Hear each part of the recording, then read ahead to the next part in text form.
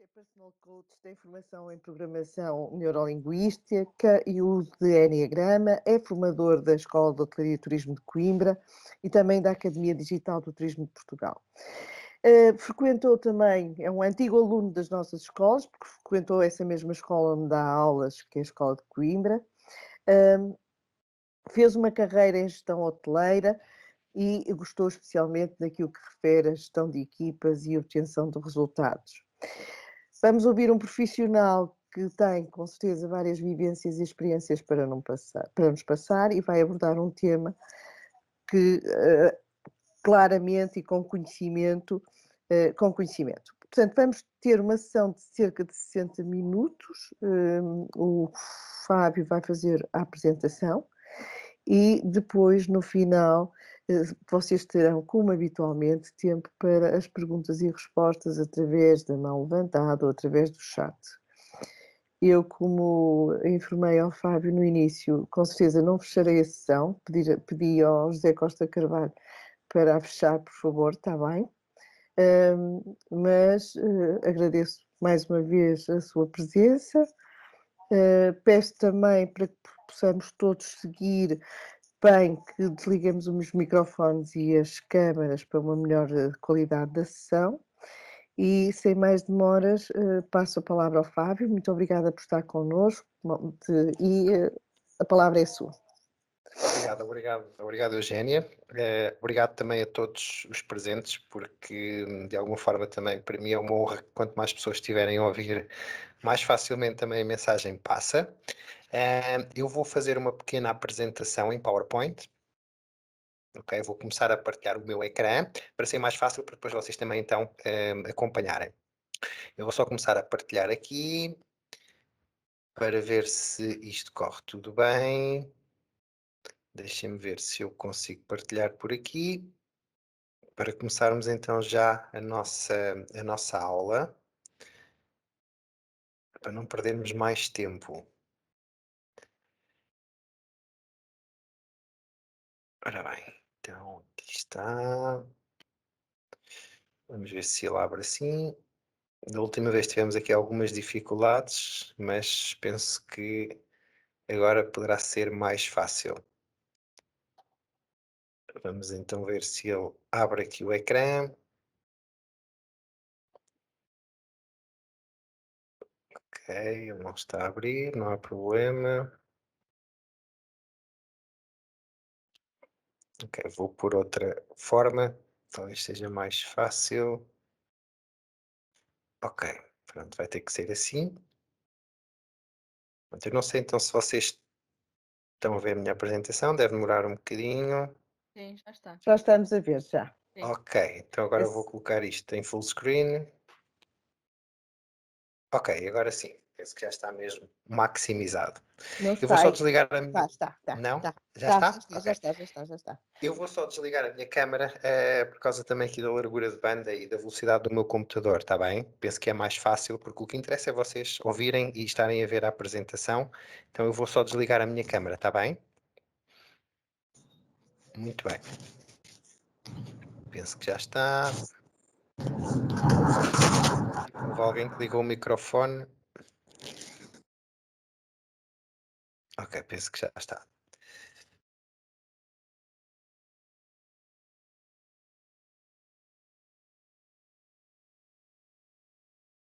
Acho que desligou o microfone, Fábio.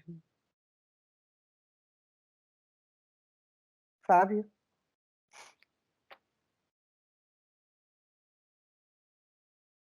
E agora? Já ouvem, certo? Agora Sim. já ouvimos, mas deixamos de ver a Exatamente, apresentação. ok. Então eu vou partilhar novamente. Então digam-me se conseguem Sim. ver. Já. Sim, Ok. sim. Sim, já. Muito bem. Então, como eu estava a dizer, vocês depois no final podem colocar as questões que acharem devem colocar, estou à vossa disposição. E porque é que eu trouxe este tema de perspectiva, que já também falei a semana passada? Porque, de alguma forma, todos nós fomos confrontados no último ano com algumas situações que nos tiraram aquilo que nós muitas vezes gostamos, que é a autonomia, retiraram-nos o sentido de competência, o sentido de escolha, e isso logicamente altera um bocadinho, digamos assim, aquilo que nós chamamos de termos significado ou de nos sentirmos em crescimento e de alguma forma validados.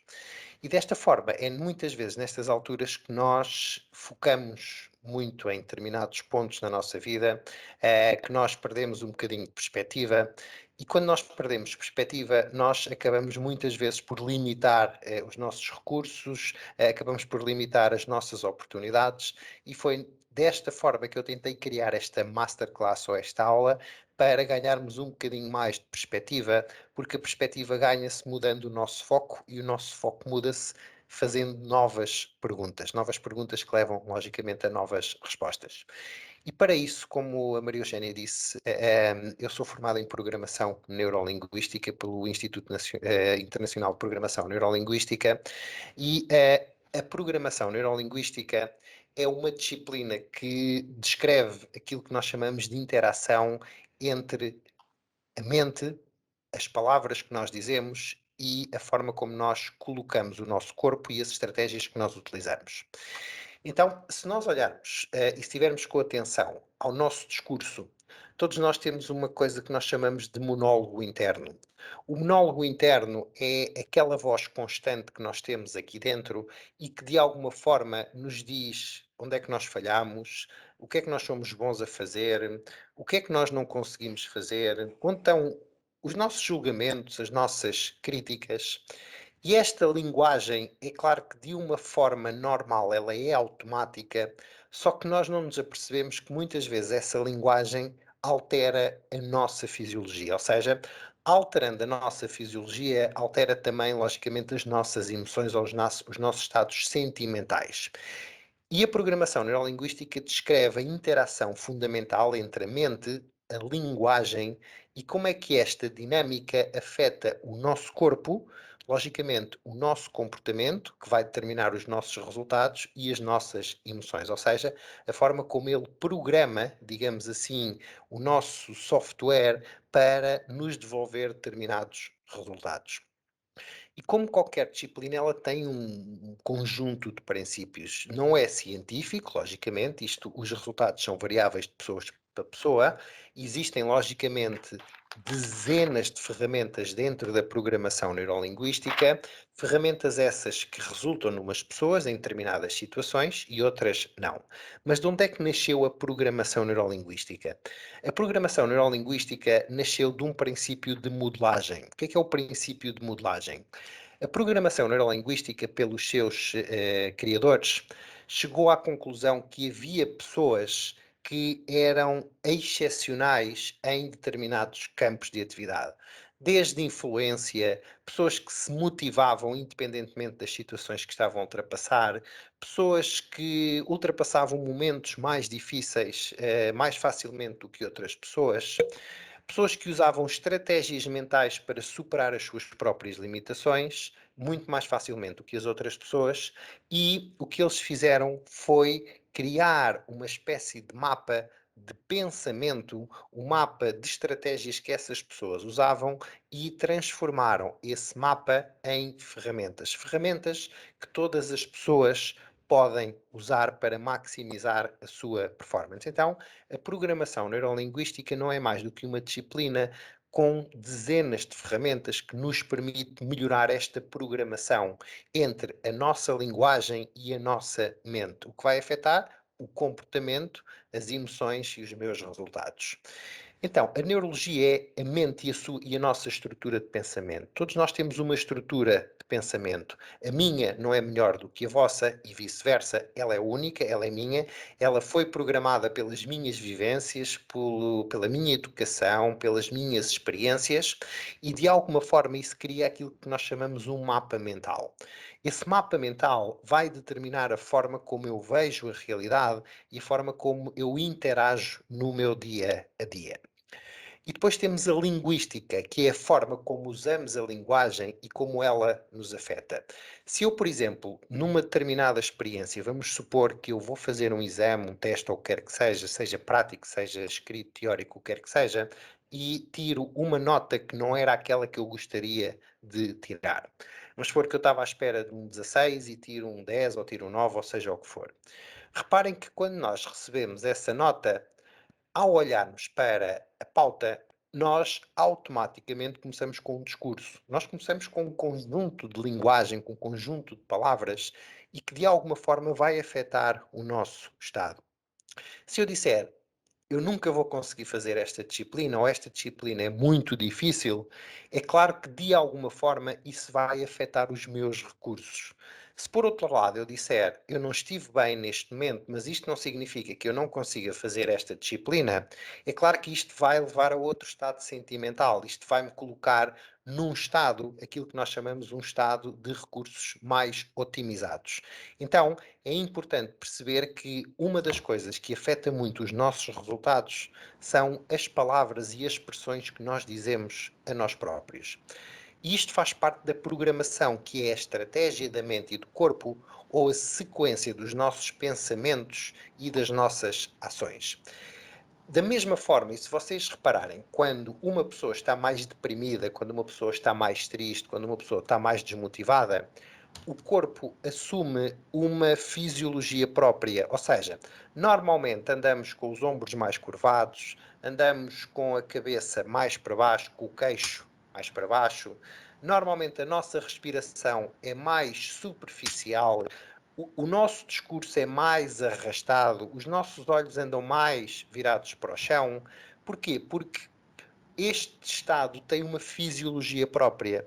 Da mesma forma que a mente influencia o meu corpo, se isto é verdade, o contrário também é verdade, ou seja, o meu corpo também pode influenciar a minha mente. Então, uma das estratégias que vocês podem usar para melhorar os vossos estados emocionais, de motivação, de confiança, é adotarem uma postura corporal diferente.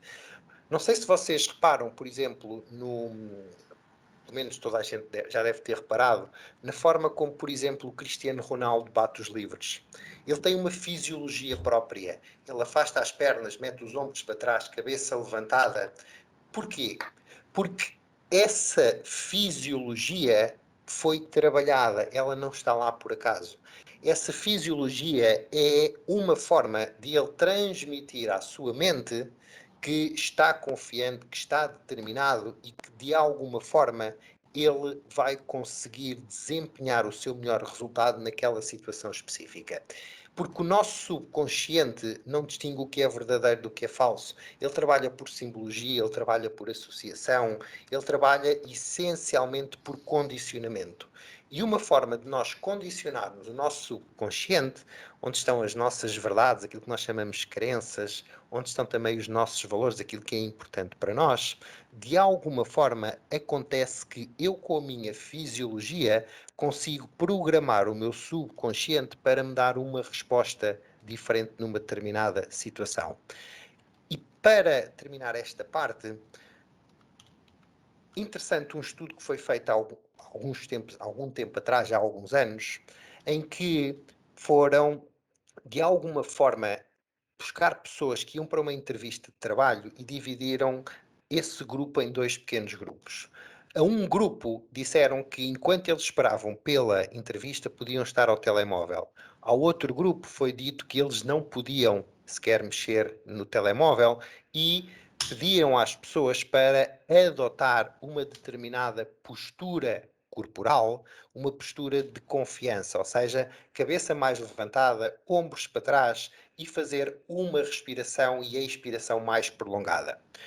E a conclusão a que chegaram foi que as pessoas que estavam ao telemóvel sentiam-se menos confiantes e tiveram menores resultados de pontuação na entrevista do que aquelas pessoas que de alguma forma não foi permitido estar ao telemóvel e que adotaram uma postura corporal diferente. Então, isto chega-nos à conclusão de que muitas vezes o facto, inclusivamente, de nós estarmos constantemente ao telemóvel, e se vocês repararem, a nossa postura corporal enquanto estamos ao telemóvel é aquilo que nós chamamos da postura de derrota.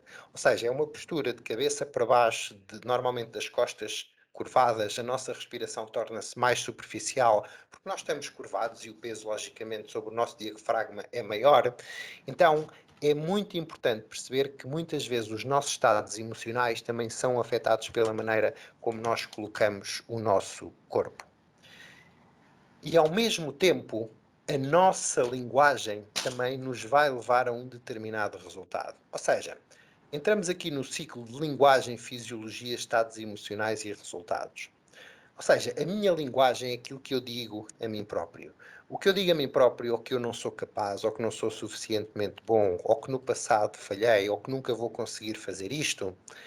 Por outro lado, eu posso dizer que eu não consegui fazer isto, mas se me dedicar mais tempo, eu vou conseguir, logicamente, alcançar os meus resultados. Se eu acreditar que, independentemente das situações que estou a atravessar, eu consigo ultrapassá-las e consigo melhorar e adotar, digamos assim, comportamentos para me levar a resultados diferentes, é claro que essa linguagem vai afetar a minha fisiologia. Ou seja, o meu ritmo de respiração, logicamente, também se vai alterar. A minha postura física, logicamente, vai ficar mais direita, mais ereta, e isso vai afetar a forma como eu me sinto. Porque entre a minha fisiologia e o meu resultado, existe aqui um elemento que separa um do outro, que é, reparem uma coisa, aquilo que difere, aquilo que nós chamamos de emoção e de sentimento, e nós às vezes temos a dificuldade de separar as coisas. Emoção é uma coisa, sentimento é outra. Emoção é uma sensação interior que eu recebo e que não controlo. Se, por exemplo, alguém agora chegar por trás de vocês e bater palmas de repente ao pé do vosso ouvido, vocês apanham um susto. Esse susto é uma emoção, vocês não controlam, isto é automático, é instintivo. O que eu controlo é a minha forma de pensar acerca disto. E a forma de pensar acerca dessa sensação intensa, mas de curto prazo, vai dar lugar àquilo que nós chamamos de sentimento. Por isso, o que nós vivemos frequentemente no dia a dia é o sentimento, que é um sentimento, uma sensação que não é tão intensa como a emoção, mas que dura mais no tempo. E pode durar minutos, pode durar horas, dias, semanas, meses, anos e até uma vida inteira. O que é que alimenta o sentimento? A minha forma de pensar acerca das situações. Então, a minha forma de pensar acerca das situações vai determinar a maneira como eu me vou sentir. Se eu receber um teste e eu disser, caramba, eu não sou suficientemente bom, eu não sou suficientemente inteligente, é claro que isto vai determinar a forma como eu me vou sentir. Eu vou me sentir com medo. Sei lá, houve aqui alguém que ligou o microfone. Eu na próxima vez eu vou ter medo de falhar, eu vou estar mais ansioso, eu vou aumentar o meu nível de stress e logicamente quando eu estou num estado destes, as minhas ações vão determinar o resultado que eu vou obter. E o resultado que eu vou obter vai determinar logicamente a forma como eu me sinto. Então, este ciclo acaba por ser uma roda que se alimenta a si própria, ou seja, a linguagem, aquilo que eu digo a mim próprio sobre o que se passou, a forma como eu coloco o meu corpo, os meus estados emocionais e o que os meus estados emocionais vão influenciar as minhas ações para determinados resultados. Então, se eu quero mudar os meus resultados, eu posso começar por mudar a linguagem que eu digo a mim próprio. E isto é fundamental para vocês perceberem que quando vocês dizem que eu não vou conseguir fazer isto, se formos factuais, se formos verdadeiros, vocês não conseguem provar que não conseguem. Vocês simplesmente conseguem provar sim que não conseguiram num determinado momento. O facto de quererem provar que não conseguem, isto não existe propriamente. O que existe é muitas vezes aquilo que nós chamamos de crença, que me diz que se eu falhar, eu já sabia que isto ia acontecer. E como eu sabia que isto ia acontecer, eu evito aqui o efeito de surpresa. É por isso que nós muitas vezes utilizamos esta linguagem. Só que ao utilizar esta linguagem, perdemos também muitos recursos intelectuais, mentais, como a lógica, como a racionalidade, como a objetividade, como a memorização, como a capacidade de ligar conceitos e chegar a uma determinada conclusão. Por isso, muito importante começarmos a mudar a linguagem que nós utilizamos connosco próprios. E outro aspecto muito importante é aquilo que nós muitas vezes chamamos de zoom seletivo. Reparem uma coisa, se eu estou, por exemplo, no mirador e quero ver um determinado ponto com clareza, com mais nitidez, eu pego nos binóculos e faço zoom. É claro que eu vou ver aquele ponto com muito maior clareza e com muito maior nitidez. A questão é que eu, ao fazer isto, eu perco uma coisa que é perspectiva. Daí o nome desta sessão. Nós muitas vezes pegamos nos nossos binóculos e apontamos para determinados acontecimentos na nossa vida e aqueles acontecimentos ganham uma proporção enorme. Mas se nós retirarmos o zoom, nós percebemos que aquele acontecimento foi um ponto naquilo que nós chamamos de linha de vida, ou seja, não digo que seja uma gota de água no oceano, porque há episódios que são mais difíceis de superar do que outros. A questão é que se eu estou constantemente a focar aquele determinado ponto, o meu estado presente vai ser uma réplica do meu estado passado. Da mesma forma que muitas vezes quando eu falho, quando eu não tenho o resultado que de alguma forma eu pretendo, o que muitas vezes acontece é que nós fazemos um zoom seletivo a esse determinado aspecto da nossa vida. E aquilo que foca tem uma tendência para aumentar, ganha muitas vezes uma dimensão desproporcional à situação em si. Porque o que foca aumenta e o que aumenta ganha força. Para onde eu direciono a minha atenção, para onde eu direciono o meu foco, eu direciono também a minha energia. E a questão que eu vos coloco aqui neste momento é: em que é que vocês se estão a focar? Estão-se a focar naquilo que não conseguiram até agora? Estão-se a focar nas vossas falhas ou naquilo que não têm? E aqui podemos fazer uma desdobragem, principalmente nesta segunda, que é nas minhas falhas. As minhas falhas podem-me servir como uma aprendizagem ou podem-me servir como uma forma de eu me julgar, de eu me culpar, de eu me criticar e, logicamente, nós já sabemos, consoante aquilo que eu falei no slide anterior, qual vai ser o resultado dessa minha linguagem. Então, tentem perceber para onde é que vocês estão a direcionar o vosso foco neste momento. Quando vocês se lembram frequentemente de uma determinada experiência e essa lembrança é recorrente, é frequente, como é que vocês se sentem? Sentem-se com esperança? Sentem-se com medo? Sentem-se motivados? Sentem-se desmotivados? Sentem maior nível de stress ou mais liberdade? Então, isto poderá ser uma excelente referência para perceber até que ponto é que o meu foco neste momento está direcionado para coisas que me retiram recursos que são necessários para os meus desafios. Por outro lado, se nós olharmos para a nossa linha do tempo, nós percebemos que ao longo da vida nós já fomos conquistando várias coisas. Acredito que vocês, para chegar a este ponto na vossa vida académica, outras pessoas na vida profissional, houve algumas coisas que já conquistaram. A questão é que nós muitas vezes não nos damos muito crédito por essas coisas. E quando não nos damos crédito por essas coisas, normalmente os aspectos mais negativos acabam por ganhar uma força maior. Então, eu foco-me naquilo que já conquistei, nas aprendizagens que obtive, naquilo que ainda posso vir a obter. E reparem que, de alguma forma, contraria a parte de cima. Eu foco-me no que não consegui até agora ou naquilo que já conquistei. Eu foco-me nas minhas falhas ou foco-me nas aprendizagens que tive recorrente destas falhas. Eu foco-me naquilo que não tenho ou naquilo que ainda posso vir a obter. E quando nós fazemos isto, nós basicamente estamos a tirar o zoom dos binóculos e estamos a ganhar perspectiva, porque o ideal aqui é nós termos uma visão de 180 graus e não uma visão muito selecionada relativamente a um determinado ponto, ok? Então isto é fundamental e para perceber também que nós às vezes fazemos um zoom em determinadas áreas da nossa vida, esquecendo de outras que também podem ser muito importantes. E agora, olhando para esta metáfora e tentando transpor isto um bocadinho para a nossa vida. E se vocês depois tiverem curiosidade em fazer e colocar isto no Excel, vocês vão ver que isto bate certo. Então, a nossa vida é como um efeito dominó, ou seja, é como um conjunto de peças que vão caindo ao longo do caminho.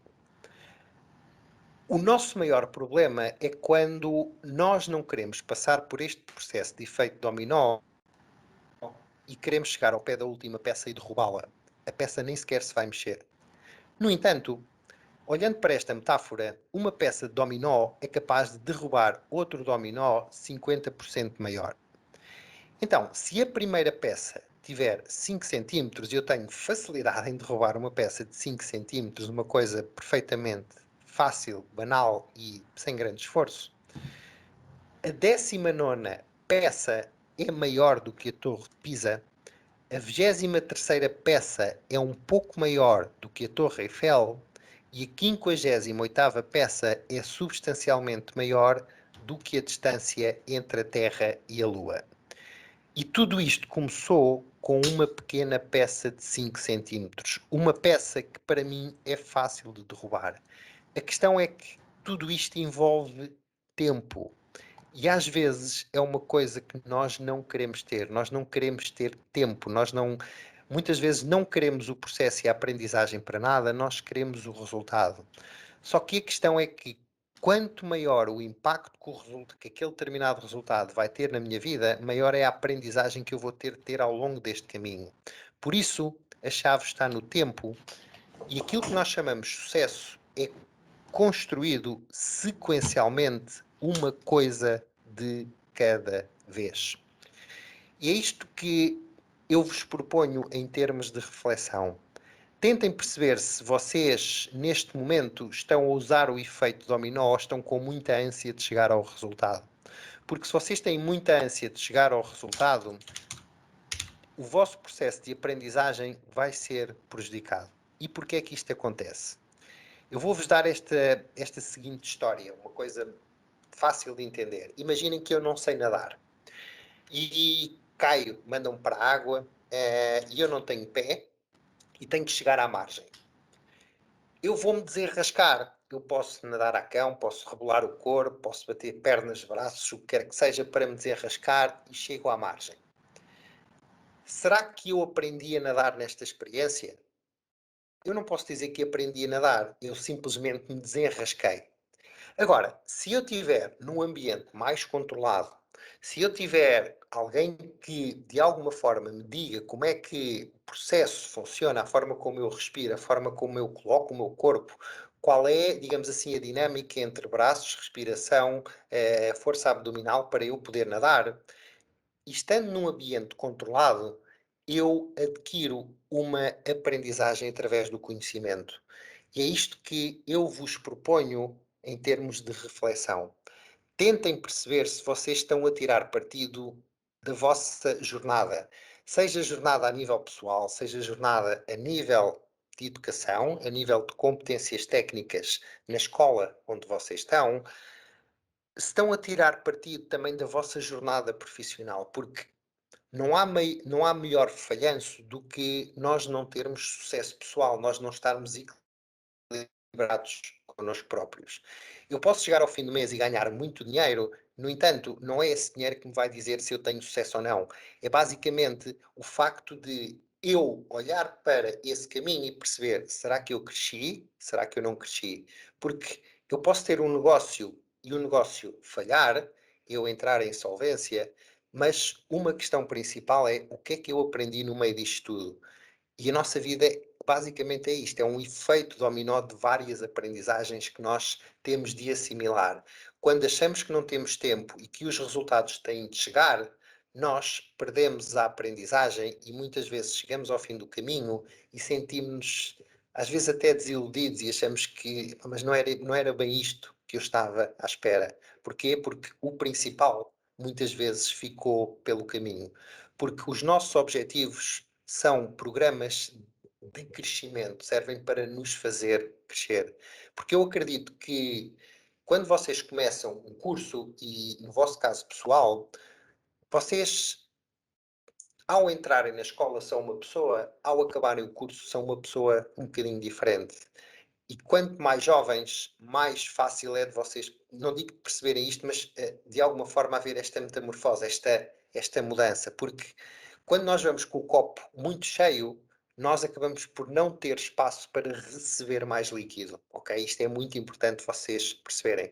Porque uma das melhores formas de nós evoluirmos, aprendermos e crescermos é através da desaprendizagem. Primeiro temos de desaprender, primeiro temos de esvaziar um bocadinho o copo para que ele possa levar um bocadinho mais de líquido.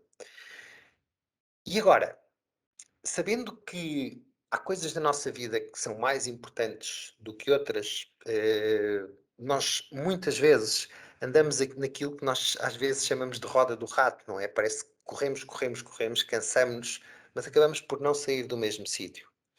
Então, eu trouxe-vos aqui esta lei dos 80-20, que chama-se Lei de Pareto, não sei se vocês já ouviram falar. Pareto fez, um economista, e chegou a uma conclusão que chegou à conclusão de que 80% da riqueza de um país estava distribuída apenas por 20% das pessoas, ou seja, havia aqui uma desigualdade.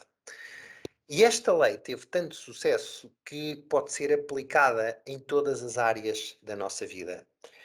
Isto significa que 80% daquilo que é importante para os meus resultados, vamos supor que os meus resultados são 100%, 80% dos meus resultados provém de 20% das minhas ações, ou seja, que aquilo que contribui mais para os meus resultados é muito pouco relativamente ao todo. Eu não preciso de fazer muito, eu não preciso ter muitas atividades e muitas tarefas. Eu só preciso de perceber quais são aquelas que são mais importantes para eu alcançar os meus 80% de resultados. Então, as pessoas que contribuem mais para a minha felicidade não são assim tantas. Nós temos muitas pessoas conhecidas, mas nós podemos não ter muitos amigos. E está tudo bem, porque a fórmula funciona desta maneira. E nós sabemos que existem aquelas pessoas com as quais nós podemos contar e com as quais nós nos damos melhor e nos sentimos bem ao pé delas. E essas pessoas contribuem para grande parte dos nossos resultados em termos de felicidade. Então, eu não preciso ter muitas pessoas, eu preciso ter as pessoas certas. O interesse que tenho em certas disciplinas permite-me ter melhores resultados nesses módulos. Então, para mim, eu acho que há disciplinas que são mais importantes do que outras. Não é que eu não é que eu tenha que fazer as outras, claro que eu tenho de as fazer para ter o curso. Agora, para mim, se calhar aquelas disciplinas podem contribuir mais, ou o conhecimento que eu adquiro dali, podem contribuir mais para o meu sucesso profissional, ou para me dar mais confiança para quando eu for para o mercado de trabalho. E é claro que eu tenho de assimilar aquilo que está a ser transmitido pelos professores, mas posso aprofundar o meu conhecimento nessas áreas nos meus tempos livres, por exemplo, porque eu sei que isso vai contribuir mais para o meu sucesso. A grande parte dos meus rendimentos provém de poucas atividades, assim como grande parte dos lucros, por exemplo, da HP ou da Intel, desculpem, vem dos microprocessadores, da Starbucks vem dos cafés, da Star Wars vem do merchandising.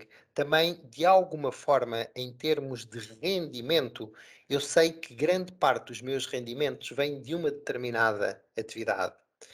Eu sei que também posso fazer muitas coisas, mas há um número reduzido de atividades que contribuem mais para o meu bem-estar. Então eu sei que para o meu bem-estar eu posso estar com os meus amigos, sair à noite, e isso contribui para o meu bem-estar. Eu sei que ouvir música contribui para o meu bem-estar. Eu sei que fazer caminhadas, fazer exercício contribui para o meu bem-estar. E a questão é, se eu sei quais são essas tarefas, quais são essas atividades que contribuem mais para o meu bem-estar, então eu tenho que dedicar mais tempo a essas atividades, porque elas são, digamos assim, as responsáveis por 80% daquilo que é importante para mim.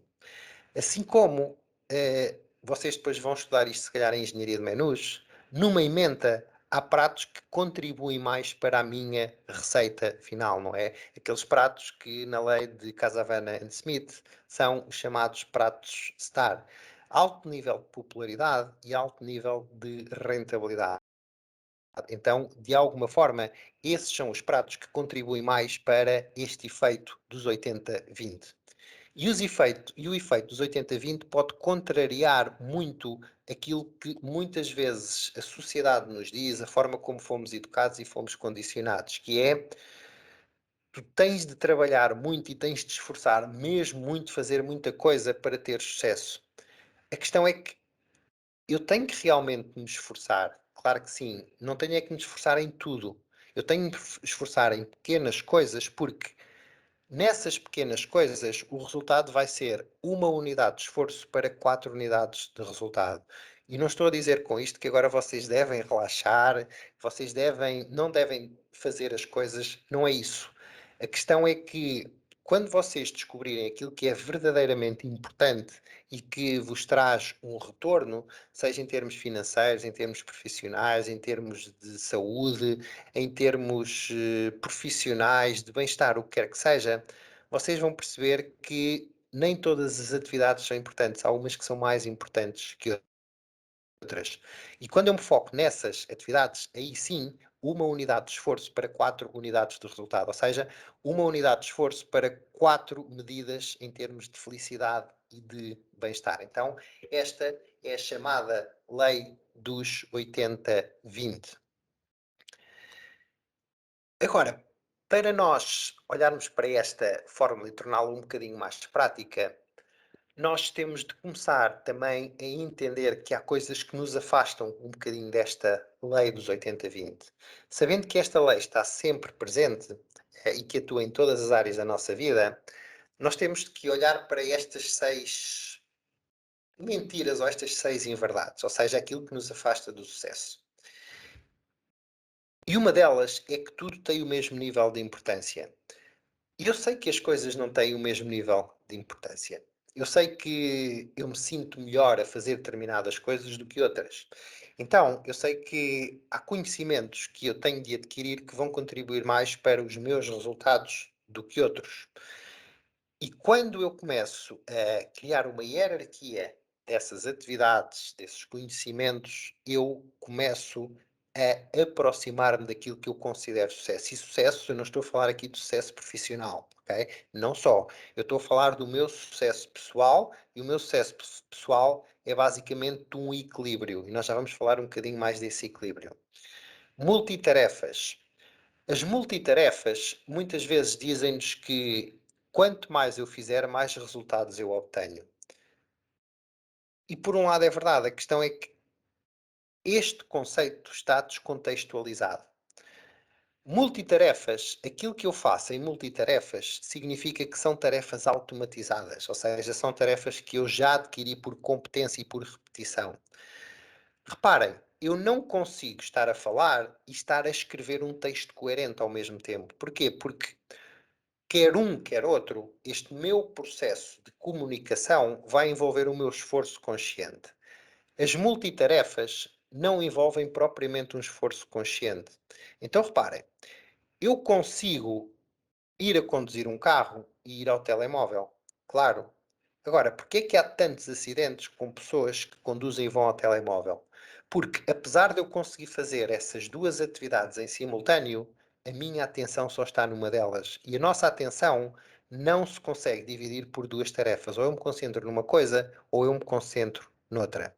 E multitarefas costuma-se dizer que é eu ter mais formas de estragar uma determinada tarefa ou uma determinada coisa ou de fazer mal aquilo. Por isso, eu não tenho de ser, não tenho que ser uma pessoa multitarefas, eu tenho que simplesmente estar atento àquilo que estou a fazer e fazê-lo bem, ok? Porque multitarefas não significa eu fazer bem as coisas.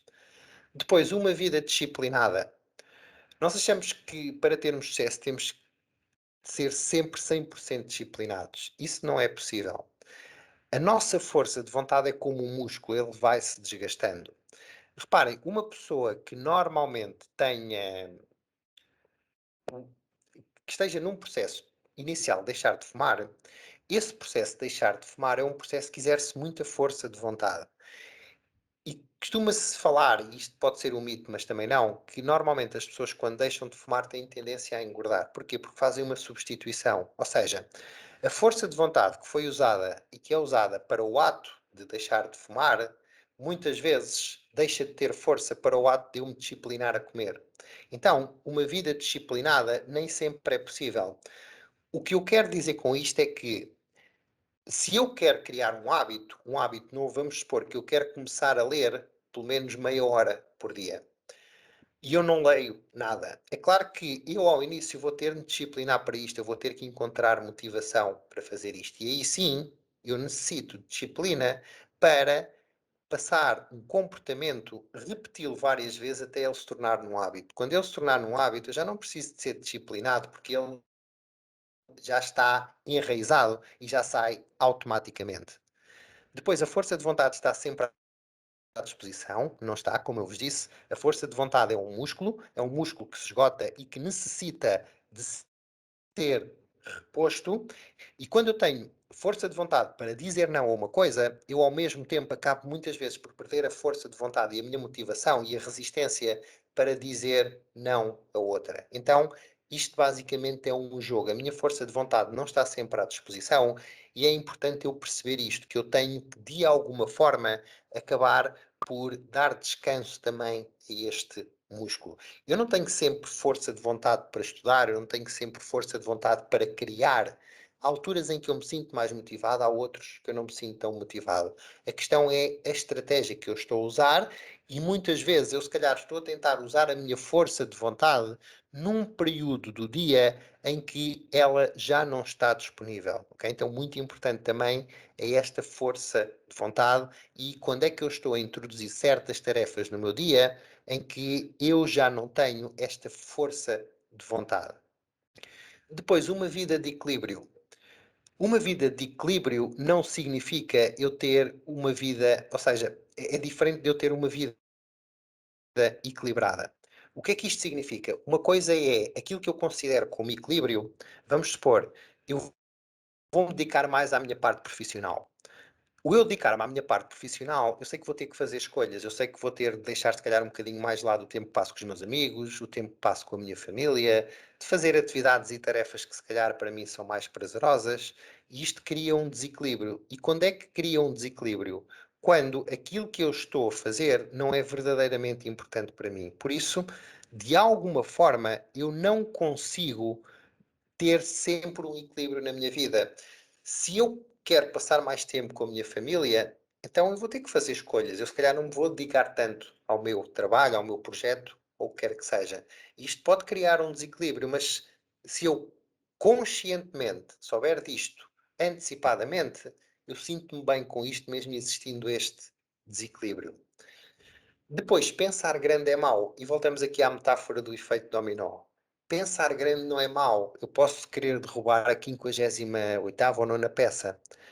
E é bom que isso aconteça, porque se eu quiser chegar à Lua, eu pelo menos às nuvens chego. A questão é, eu muitas vezes querer também começar em grande. E não se começa em grande. Nós geralmente construímos o sucesso de grau a degrau, tal como esta imagem que aqui está. Porque para eu chegar ao patamar de cima, eu se calhar se quiser saltar as escadas e com um salto chegar ao patamar de cima, eu torno esta tarefa dolorosa, porque eu posso tentar, tentar, tentar e não vou conseguir. Até que eu percebo que existem umas escadas e que, de grau a degrau, eu percebo que um degrau à frente existe para sustentar o pé para que outro se levante e alcance o degrau seguinte. E é isto que muitas vezes faz o nosso sucesso. O nosso sucesso faz de muitas vezes nós subirmos 2 degraus e descermos 3, para depois subirmos 4. E depois descemos novamente 2 ou 3. A questão é que em cada descida, para eu me preparar novamente para a subida, eu tenho que fazer esta questão: será que eu cresci e aprendi alguma coisa com isso? Porque se eu cresci e aprendi alguma coisa com isso, eu ganhei impulso. Caso contrário, eu não tirei grande partido desta descida. E a descida é importante.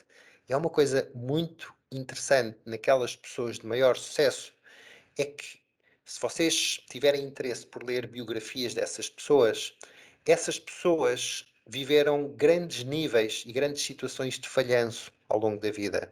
Muitas dessas pessoas perderam tudo e começaram do zero.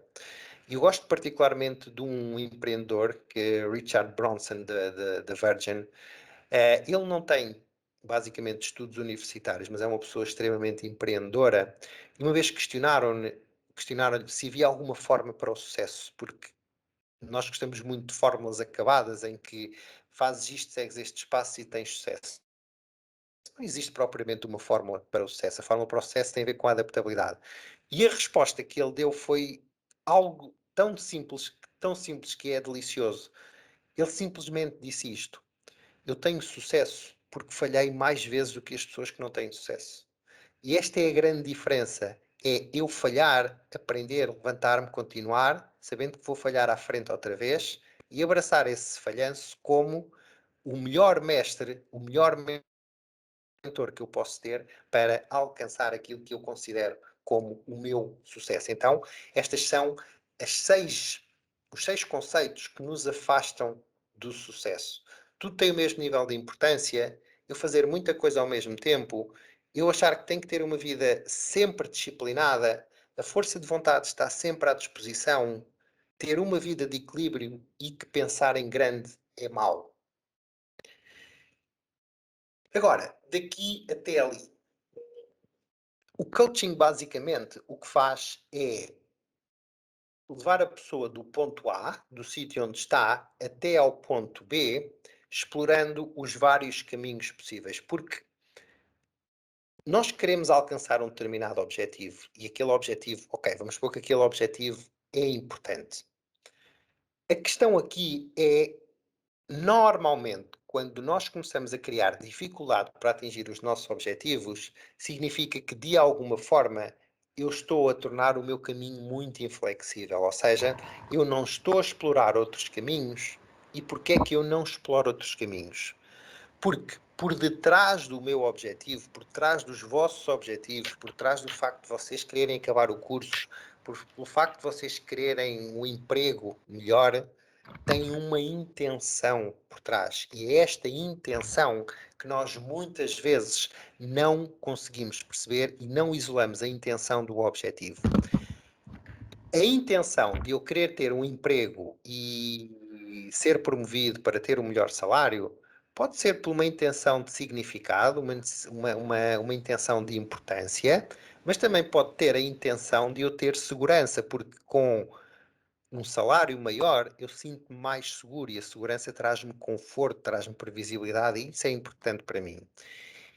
E o coaching o que faz é isolar a intenção do objetivo e perceber que existem outras formas de nós alcançarmos essa intenção sem aquele objetivo. Ok? Isto é muito importante. E não quer dizer que eu não continuo naquele objetivo. Só que muitas vezes nós colocamos uma grande dependência emocional do resultado. Então, a primeira coisa é eu decidir o que é que eu quero. O que é que eu quero na minha vida? Qual é a minha intenção para isto que estou a tentar alcançar? E depois agir. Agir é perceber que há recursos que eu tenho já integrados, há outros que eu tenho integrados, mas ainda não estão expandidos, e há outros que eu ainda não tenho. Então reparem, vamos supor que eu quero ser um palestrante, quero dar um discurso. Um dos recursos que eu já tenho integrados é a minha forma de comunicar, que, de alguma maneira, quando eu abordo a mensagem de uma determinada forma, eu aumento este recurso que eu tenho de comunicação para um recurso expandido, que é a minha comunicação vai criar empatia. No entanto, existem outros recursos que eu se calhar não tenho, que é a objetividade da minha comunicação. A minha mensagem pode ter impacto, pode criar empatia, no entanto, eu ainda não faço bom uso do tempo e demoro mais tempo ou menos tempo, ou seja o que for. Então, há recursos que de alguma forma eu tenho de ir buscar, eu tenho de me tornar mais objetivo. No entanto, eu não consigo ir buscar esses recursos se não entrar no caminho, se não agir, se não fizer, porque esses recursos ou essa limitação com a qual eu me vou confrontar só aparece quando eu me exponho às situações. E vocês na vossa vida profissional também vão encontrar muito isto. Vocês vão encontrar várias limitações, vocês vão ter que ir procurar recursos técnicos, emocionais, o que quer que seja, e acima de tudo, observar aquilo que vocês estão a fazer bem e que está a resultar e aquilo que vocês não estão a fazer bem e que não está a resultar.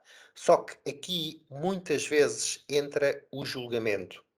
E esta é a diferença entre eu observar, sem julgamento, sem carga emocional, sem crítica, ou ir buscar o chicote e começar a chicotear-me. Esta é a grande diferença entre observação e julgamento, especulação. E é importante que eu, daqui até ali, eu tenha de perceber que há coisas que funcionam e há outras coisas que não funcionam. E a melhor forma, e eu gosto de abordar este processo desta forma, principalmente neste ponto em particular.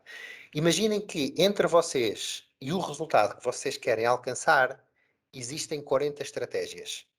Dessas 40, 35 não resultam e 5 vão resultar. Olhando para esta linha do tempo, quantas estratégias é que eu já coloquei de parte por não resultarem? Ok, se calhar já coloquei 10, faltam-me 25. Ok, fantástico. E eu não tenho que explorar as 25, eu posso chegar à décima quinta e encontrar uma das 5 que resulta. E este é o processo de criação, é nós retirarmos do caminho o excesso e aquilo que não resulta. E é isto que nós chamamos de passar o conhecimento para aprendizagem, para a experiência. E quando eu observo, eu posso fazer duas coisas. Posso insistir ou posso persistir. Qual é a diferença? É mudar aquilo que eu faço até resultar. Porque, como dizia Einstein, o princípio da insanidade é nós continuarmos a fazer as coisas que fazemos da forma que fazemos e esperar novos resultados. As coisas não funcionam assim. Então, insistência significa que eu mantenho o meu objetivo, mas continuo a fazer as coisas sempre da mesma forma, com a mesma estratégia. Persistência diz que eu mantenho o meu objetivo, mas vou mudando a estratégia porque chego à conclusão que aquelas não estão a resultar. Então, eu decido o que é que quero, qual é a minha intenção, eu entro em ação, eu vou agindo, porque só agindo é que eu vou percebendo o que é que está a resultar e o que é que não está, e quando eu percebo o que não está a resultar, eu mudo a minha abordagem para, de alguma forma, fazer com que resulte. E este é basicamente o início de um processo de coaching, tanto pode ser a nível de carreira, tanto pode ser a nível profissional, como a nível de life coaching, a nível pessoal. Nós muitas vezes não temos as nossas intenções claras. E quando as nossas intenções não estão claras, muitas vezes encontramos caminhos e vamos pelo caminho mais fácil. E passado uns anos chegamos à conclusão que afinal aquilo não me trouxe nada de bom. Porquê? Porque eu não tinha a minha intenção devidamente clarificada e objetiva. E como eu vos disse, um exercício muito engraçado e que de alguma forma nos vem trazer um bocadinho de clareza àquele ponto da vida de equilíbrio é um exercício que nós chamamos de roda da vida. A roda da vida engloba aqui as várias vertentes da nossa vida. E as principais vertentes em termos de life coaching ou o que quer que seja, para nós nos sentirmos bem, vamos abordar aqui algumas, que é o equilíbrio da minha vida profissional e da minha vida pessoal, a minha alimentação, a minha saúde, os meus relacionamentos pessoais, os meus relacionamentos amorosos, o meu crescimento espiritual, e espiritual não tem nada a ver com religião, a minha evolução em termos profissionais de carreira, a minha situação financeira e a minha diversão, lazer. Então, são estes campos que normalmente se trabalham muito em termos de desenvolvimento pessoal e é aqui que tem de estar o verdadeiro equilíbrio, ok? Então, reparem, nós temos aqui duas situações distintas. A nossa vida, vamos supor que é como um veículo.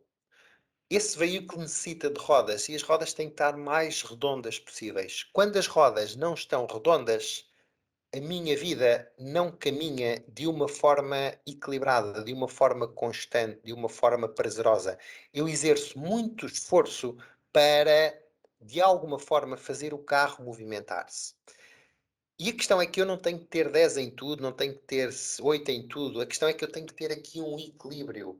E é interessante perceber que, consoante a pessoa, muitas vezes existem áreas que podem ser alavancadas e que de alguma forma vão melhorar também as outras. Então, a nossa vida acaba por ser uma roda e nós temos de olhar para esta roda e perceber se com esta roda o meu carro está a andar bem ou está a andar mal. Será que ele tem dificuldade? Ok, se tiver dificuldade, se tiver como na segunda, aqui, do lado direito, há pontos que eu se calhar tenho de trabalhar. Se calhar tenho de trabalhar mais em termos de alimentação, se calhar tenho de trabalhar mais em termos de relacionamentos, o que quer que seja. Isto é perfeitamente subjetivo, ok? Ou se calhar tenho que tirar mais do tempo que eu estou a dedicar à minha diversão e ao meu lazer e melhorar um bocadinho mais a minha alimentação. Então, isto é um exercício subjetivo de reflexão para cada uma das pessoas. Mas vejam isto como as rodas do veículo que de alguma forma movimentam a nossa vida. Tem que haver aqui um equilíbrio e ela ser o mais circular possível para a nossa vida rolar e andar para a frente. E agora, para terminar, também para não vos maçar muito, todos nós temos aquilo que nós chamamos de um grupo de influência. Nós temos um grupo de pessoas e por mais, não é doloroso, mas por mais que nos custe, nós não somos assim tão autónomos nas nossas escolhas e na nossa forma de pensar. Nós somos muito influenciados, principalmente quando não temos a certeza das coisas. Principalmente quando alguém emite uma opinião sobre nós e essa pessoa é relevante para nós, nós muitas vezes tomamos aquilo às vezes como garantido e sentimos-nos mal com isto. Porquê? Porque o nosso grupo de influência tem a capacidade de influenciar as nossas decisões, as nossas opiniões e as nossas escolhas. E a pergunta que eu vos faço é: quem são as pessoas que têm essa capacidade de influenciar as vossas decisões e as vossas opiniões? Que amigos é que são esses? Como é que são essas pessoas? Será que essas pessoas estão-me sempre a criticar? Será que essas pessoas, apesar de me criticar, fazem críticas construtivas ou críticas destrutivas? Será que estas pessoas, quando eu estou bem, estão lá para me apoiar, mas quando eu não estou bem, também estão lá? Então, há três tipos de pessoas neste grupo de influência: aquelas pessoas que me elevam, que mesmo parece que quando eu não acredito em mim, tenho sempre aquela pessoa que me motiva e que me ajuda a levar para a frente. Tenho pessoas que me sustentam e a sustentação tem a ver essencialmente com aqueles momentos em que eu não estou bem, aqueles momentos em que eu estou desmotivado, em que falho, em que caio. E estas pessoas sustentam a minha queda e estão lá para me ajudar. Ou eu tenho pessoas que exercem o efeito da gravidade e todos nós sabemos o que é que faz o efeito da gravidade. O efeito da gravidade puxa-nos para baixo, o efeito da gravidade mantém-nos no chão, ok? Neste caso aqui, o efeito da gravidade é negativo, que é as pessoas que muitas vezes aniquilam os meus sonhos, aniquilam a minha motivação, são negativas e, de alguma forma, essa negatividade não significa que seja por uma questão de me querer mal, não é isso. Simplesmente essas pessoas têm uma noção de segurança, têm um modelo mental da vida que é completamente diferente do meu. E normalmente há um momento na nossa vida, se calhar um bocadinho mais avançada, aí na casa dos 40, 40 e poucos, em que há um ciclo importante que se fecha e começa outro, em que o nosso grupo de influência tem uma tendência a alterar-se, ou seja, há pessoas que saem da nossa vida e há outras que entram. E a questão é que muitas vezes neste grupo, as pessoas que saem são aquelas que se mantiveram num registro ou num mindset antigo, parecido com aquele que nós tínhamos há uns tempos atrás. E essas pessoas, mesmo querendo puxar-nos para trás, essas pessoas, mesmo tendo uma boa intenção de nos querer bem, e acredito que sim, muitas vezes essas pessoas tentam nos puxar para trás porque neste momento elas perdem a previsibilidade relativamente aos nossos comportamentos e à nossa forma de pensar. E quando perdem essa previsibilidade, perdem também o conforto. Então, elas tentam muitas vezes puxar-nos para trás para que possam, de alguma forma, prever os nossos comportamentos e saber com o que é que podem contar. Então, nós podemos elevar-nos ou podemos cair para o nível do nosso grupo de influência. E esta é a questão. Quem são as pessoas que neste momento têm a capacidade de influenciar as vossas opiniões e, ao mesmo tempo, também as vossas decisões, ok? Então, isto é muito importante, são reflexões que vocês podem ter ao longo deste vosso caminho e que são muito importantes para ou facilitar ou atrasar aqui um bocadinho o vosso desenvolvimento, o vosso caminho em busca dos vossos objetivos, ok? Muito bem, como vos disse, era uma apresentação relativamente curta, também para vos dar tempo, caso tenham questões a fazer. Estou aqui aberto às vossas questões para responder, se souber, logicamente. Por isso, penso que o José Costa agora vai moderar aqui um bocadinho a sessão, não é? Supostamente, porque a Maria Eugénia teve que sair. Exatamente, Fábio. Obrigado pela excelente apresentação. Creio que foi bastante elucidativo e uma grande ajuda para que os nossos alunos e os nossos colegas ponham em perspectiva a sua vida aquilo que lhes vem no futuro próximo. E então, e como o Fábio disse bem, estão abertas agora as oportunidades para colocarem questões específicas e começava pelo Luís. Força, Luís. Boa tarde. Boa tarde. Boa tarde. Achei a palestra muito interessante e desde já agradeço e parabenizo o Dr. Fábio. Obrigado, Luís. E tudo o que foi dito, foi explicado, foi muito interessante e vem de acordo com muitas coisas que tenho lido ultimamente. E gostaria de fazer uma pergunta se o Dr. Fábio tem algum livro específico, alguma literatura específica sobre a roda da vida. É assim, sobre a roda da vida é uma ferramenta de coaching. É assim, digamos assim, a roda. Eu não conheço nenhum livro sobre a roda da vida. Agora, o que sei é que a roda da vida tem várias áreas e para cada área existem vários livros, não é? Desde relacionamentos, desde saúde, desde alimentação, desde evolução de carreira profissional. A questão era mais fácil, o José, qual das áreas da roda da vida é que o José gostaria de trabalhar? Isso é mais objetivo. E eu aí se calhar podia sugerir um livro ou outro, ou o que quer que seja, porque a roda da vida é uma ferramenta. É o Luís, Fábio, é o Luís. Luís, desculpa. Não, a minha curiosidade mesmo era ler mesmo sobre isso, mas em todos os aspectos. Quando começou a falar, por exemplo, daquela voz interior, veio-me logo à cabeça um livro que li há pouco tempo, não sei se o doutor conhece ou não, Inteligência Positiva, do Shihzad Shamné, americano, muito interessante. E eu gosto, por acaso, até descobri que tem que existe agora uma nova profissão que é biblioterapia, não é? Sim, Como se biblioterapeuta, costuma sim. dizer. Exatamente. E gosto de adquirir livros e de aumentar o meu conhecimento através de livros. E se houvesse algum livro, digamos, específico para esse tema em concreto, não é, de roda da vida, mas não tenho, pronto, vou pesquisar então, digamos, de outra maneira. Mas agradeço na mesma. Obrigado, Luís. Eu não conheço nenhum livro específico da Roda da Vida.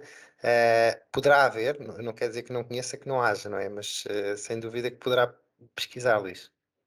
Ok, muito obrigado. Obrigado, Luís. Obrigado, Luís. E agora quem é que segue ao Luís? Vamos lá Mesmo ver se há algumas aqui mais questões, pessoas. alguns casos práticos ou pessoais, alguma questão específica que desejem colocar? Estão à vontade, levantar a mão, quem quiser, para respondermos aqui às vossas questões. Senão, Vamos lá eu, ver se este entretanto, grupo faz Fábio, tantas perguntas. Sim? um outro grupo. Eu só ia fazer dar o seguimento àquela questão do Luís. Portanto, a roda da vida, no fundo, é uma espécie de metodologia, correto? Sim, De sim. autoavaliação.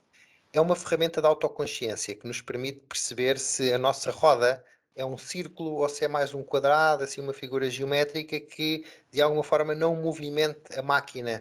É tentar olhar para aquela roda e perceber se aquela roda fosse colocada num carro, como é que o carro andava?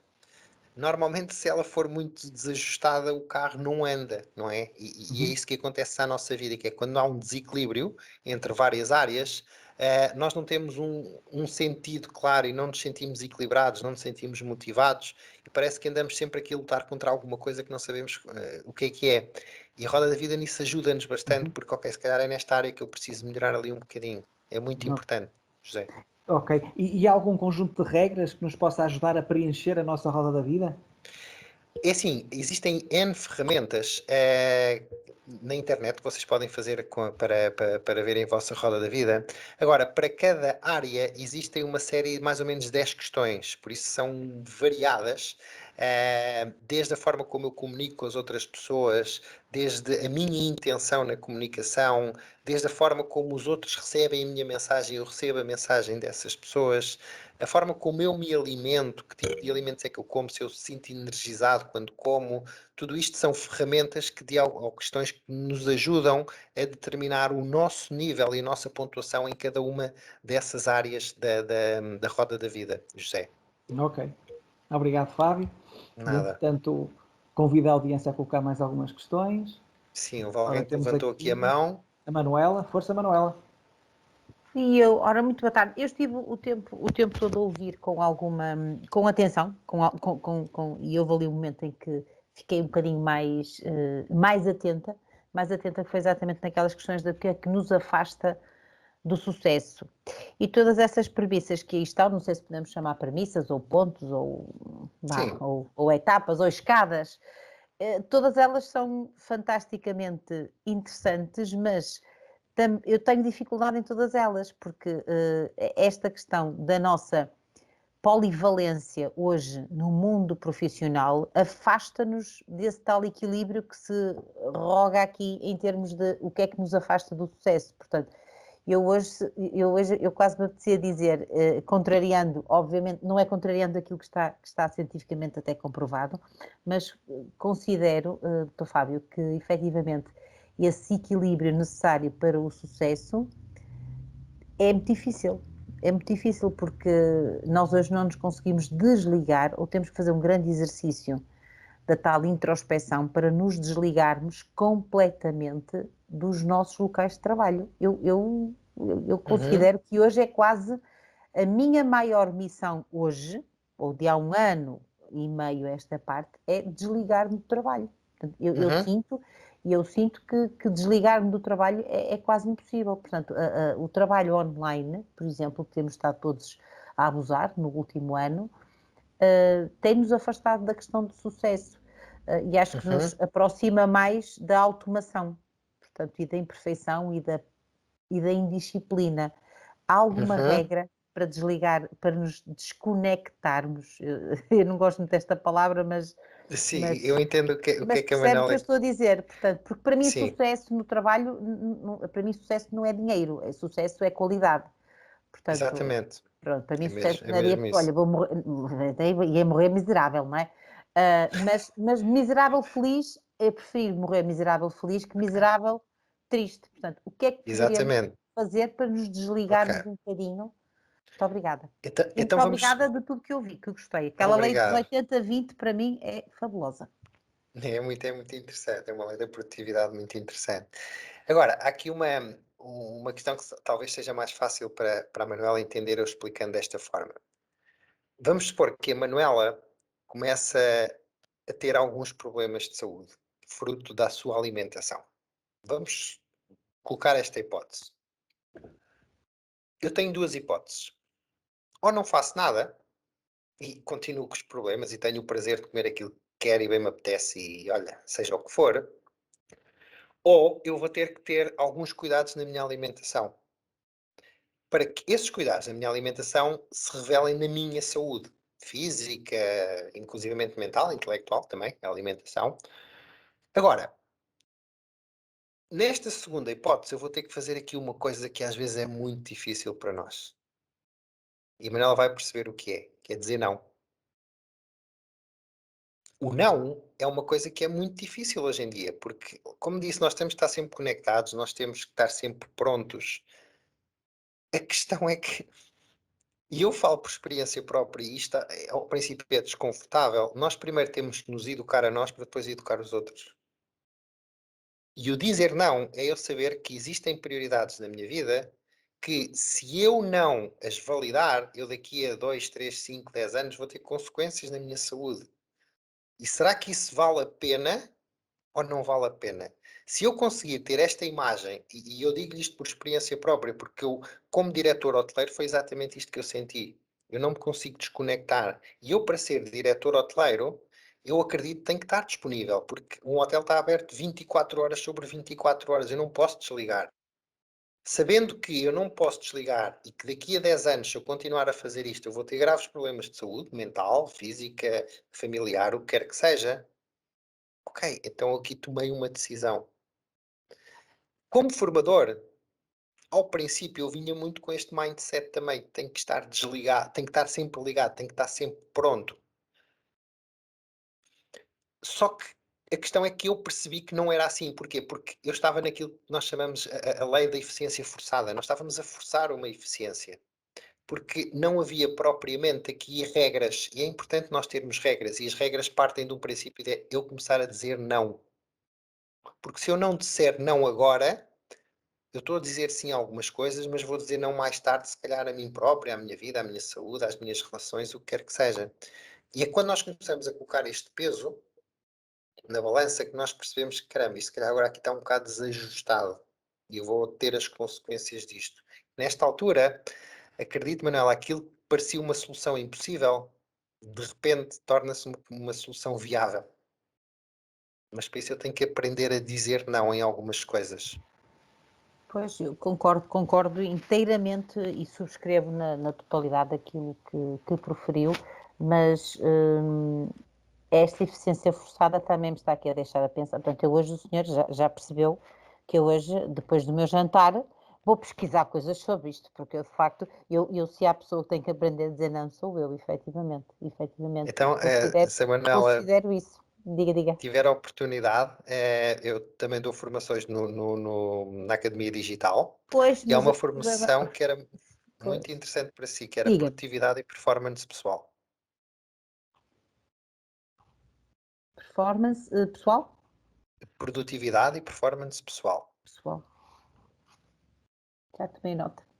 Pronto. E só contrariar uma coisa que disse ali há pouquinho, se me permite agora para introduzir aqui uma nota colorida, que é o seguinte, dizer que não se faz duas coisas ao mesmo tempo, os senhores, porque as senhoras fazem. Calma. Quer desconstruir isso? Não quero, porque eu Isso é tenho muito que ter urbano, provas Manuela. científicas, vá, tenho que ter provas científicas. Não. Quer os homens, quer as mulheres conseguem fazer duas coisas ao mesmo tempo. Eu, por exemplo, eu posso estar a falar com vocês e posso desbloquear o meu telemóvel e estar Sim, aqui a eu estou a fazer perceber, scroll. mas estamos com atenção a mais uma que outra. Eu estou a brincar, isto foi só uma, Eu só uma sei nota que colorida, sim. foi só uma nota colorida que quis aqui Eu sei. introduzir. Eu sei que sim. Mas Há coisas que são automáticas e que eu faço, sem sim, dúvida, pois, não é? Mas isso é uma das coisas que leva à chamada lei da eficiência forçada, que é eu estar a fazer muita coisa, mas a minha atenção está muito dispersa. claro. E eu, em vez de demorar 10 minutos, demoro meia hora, 40 minutos, porque Sim, vou-me distraindo. pois. Muito bem. Olha, eu Obrigado. Obrigado. Obrigado, Manuela. E entretanto, dava a Nada. palavra à Maria Peixoto, que entretanto levantou a mão. Força, Maria. Olá, boa tarde. Boa tarde, Maria. Muito obrigada. Boa tarde. Eu ia-lhe só pedir um favor, é Manuela, quando me chama Maria, nunca sei que estão a falar comigo. Portanto, é Manuela, se faz favor. Entretanto, eu tive a ouvir com muita curiosidade. Eu concordo com muitas coisas que disse, mas esta última, a de que temos que aprender a dizer que não. Eu tenho 25 anos de mercado de trabalho e digo-lhe que no nosso mercado de trabalho, se nós dizemos não, não trabalhamos. Portanto, como é que ferramentas é que nós podemos utilizar? Porque estamos principalmente a falar para pessoas bem mais jovens do que eu, não é? Eu tenho 25 anos de trabalho, mas se calhar a maior parte das pessoas que cá estão não têm sequer 25 anos, não é? Portanto, eu tomei uma decisão que tinha a minha vida de uma forma muito assim, acomodada, ou seja, eu já me tinha preparado para, na eventualidade, de querer tomar uma decisão em novo rumo. Mas lá está, eu tinha a minha vida programada, eu tinha casa paga e tinha uma série de coisas que me permitiam fazer isso. Agora, como é que se diz a um miúdo de 18 ou de 25 que está a mudar de vida ou que está a começar um novo rumo, de que, olha, tu tens que dizer que não neste mercado de trabalho. Tenho uma Uhum. curiosidade em perceber se existem ferramentas para isso. Ok, e é uma excelente questão. E eu falando da minha experiência profissional também, eu ao princípio, logicamente que tive que dar no duro e fazer muito mais do que aquilo que logicamente me pediam e do que aquilo que também muitas vezes era contratado para fazer. É claro que nessas alturas eu não sabia dizer que não, porque o não para mim tinha uma grande desvantagem. Mas eu sentia-me bem com isso. A questão, eu não tenho que dizer que não, e esta é a questão, eu não tenho que dizer que não se eu não me sentir mal com isso. Se eu me sentir bem a dizer que sim, porque é que eu vou dizer que não? A questão é esta. Agora, quando eu começo a perceber que existem outras desvantagens para mim, na minha vida, o tempo que passo com a minha família, com os meus amigos, as coisas que deixo de fazer, eu começo a encontrar uma desvantagem em dizer que não, em dizer que sim, desculpa. E quando a desvantagem é grande, quando a minha intenção que está por detrás do não é maior do que a do sim, eu vou começar a dizer que não, nem que tenha que procurar outro trabalho. E eu fazia isto com os meus colaboradores. É claro que nós somos pessoas de várias dimensões: pessoal, profissional, familiar, amorosa, o que quer que seja. E temos este equilíbrio para nós tem que ser saudável. Se eu acho que numa determinada altura da minha vida é carreira, ok, então eu vou ter que dizer que não a outras coisas e vou dizer sim à minha carreira. Quando eu acho que a minha parte familiar, a minha vida pessoal começa a ser mais importante, nós estamos sempre a dizer não a umas coisas e sim a outras. Eu Só que, gostava era que não tivéssemos, desculpa interrompê-lo, força. gostava era que não tivéssemos que dizer, para dizer sim a umas, tivéssemos que dizer não a outras, que houvesse aí um bocadinho de equilíbrio, que houvesse responsabilidade não só de quem está a trabalhar, mas de quem está a fornecer o trabalho, de arranjar esse equilíbrio. Porque eu, por exemplo, eu Uhum, adorei trabalhar na maior parte dos sítios onde estive, efetivamente em determinadas situações mudei porque efetivamente não estava confortável e porque não queria continuar a dizer não a determinadas situações da minha vida pessoal, mas isso é que eu acho que é mau, é nós não criarmos ainda mecanismos de forma a não termos que dizer não a coisíssima nenhuma quando as coisas nos preenchem. Eu tive trabalhos que me preencheram em pleno, que eram muito interessantes, uhum, mas lá está, eu também tinha uma família, eu também gostava de estar com a minha família. E, ok. portanto, o que eu queria era que houvesse aqui esse equilíbrio e não a abordagem que estava a ter de dizer, ok, pronto, nesta fase é mais importante e portanto eu nem digo que não porque há outras, eu tenho esta prioridade. Eu gostava era que não fosse só uma prioridade, que fosse o equilíbrio. Mas para si, certo? Neste caso, para si. A sua prioridade neste momento é Mas o que outra. é verdade, mas aquilo que eu vivi durante 25 anos no mercado de trabalho e aquilo que eu ouço hoje enquanto em escola é que efetivamente os problemas são sempre os mesmos. As pessoas querem ter um equilíbrio entre o pessoal Uhum, o profissional e não uhum, conseguem. Neste mercado de trabalho, no nosso mercado de trabalho, não conseguem.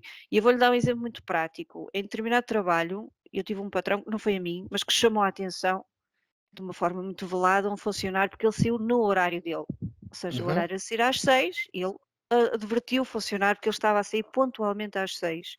Num país nórdico, isto não cabe na cabeça de ninguém, ninguém chama a atenção a alguém porque saiu no horário, não é? uhum, uhum, Portanto, a pessoa que está lá em cima no, que é nórdico, não trabalha nem mais nem menos, porque sai no horário, não é? Nós não uhum. deveríamos ser advertidos. Eu, para mim, até ao contrário. Quem fica a trabalhar até mais tarde, se calhar é porque alguma coisa não correu bem, não é? Deveria ser Depende. chamada era ao contrário. Digo eu, é a minha opinião. Uhum. Sim, mas eu entendo onde quer chegar, mas eu, por exemplo, para fazer esta mudança, porque é uma mudança muito grande na vida de uma pessoa, não é? Deixar de ser diretor de hotel, onde sempre estive em hotelaria, para começar do zero noutra área. Eu tive que definir bem qual era o estilo de vida que eu queria ter. E sabia que esse estilo de vida que eu queria ter era incompatível. Então eu tive que dizer não. Agora, se eu procuro sucesso, se eu procuro estabilidade financeira, há aqui uma coisa muito importante, Maria, que é, se eu for verdadeiramente bom, eu estabeleço os meus limites também. Porque as pessoas não compram o meu tempo, as pessoas compram o meu resultado. isto é uma coisa que eu tenho percebido em muitas pessoas empreendedoras com quem trabalho, empresários, o que quer que seja, é que a mentalidade está a mudar. Não é o número de horas que eu passo, mas o que é que eu faço nas horas que estou a trabalhar. Eu não preciso estar 10 horas a trabalhar. Essa é a questão. Só que em determinado momento na vida nós vamos ter de fazer concessões, vamos ter que fazer algumas escolhas. E a questão aqui tem a ver muito com o tipo de tecido empresarial português, o tipo de mentalidade também existe. Não é? Que é trabalhar aquela coisa de tens hora de entrada, mas não tens hora de saída. Isso tem que acabar. E acho que, de alguma forma, também tem que ser os jovens a impor limites para que estas mentalidades comecem a mudar também. Porque isso é desgastante, porque se eu vou chegar a um ponto em que, passado 10 anos, eu estou em esforço a fazer o que faço. Já não gosto do que foi. Uma coisa que eu gostava, deixei de gostar de fazer, não pela coisa em si, mas pela forma como faço. E tudo parte de um processo, penso eu, de educação. Não é? Foi como a emancipação da mulher. Teve que haver uma mulher nos Estados Unidos que disse: eu não cedo o meu lugar no autocarro. Este lugar é meu também. Só que lá está. A questão é que nós muitas vezes agimos por necessidade.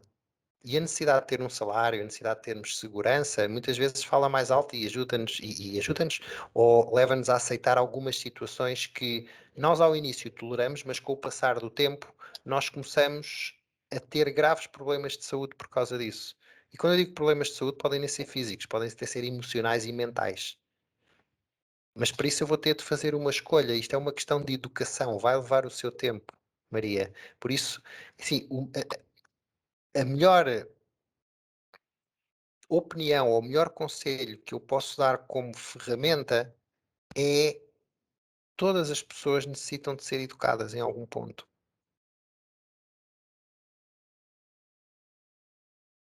Porque a educação é fundamental, não é? A todos os níveis.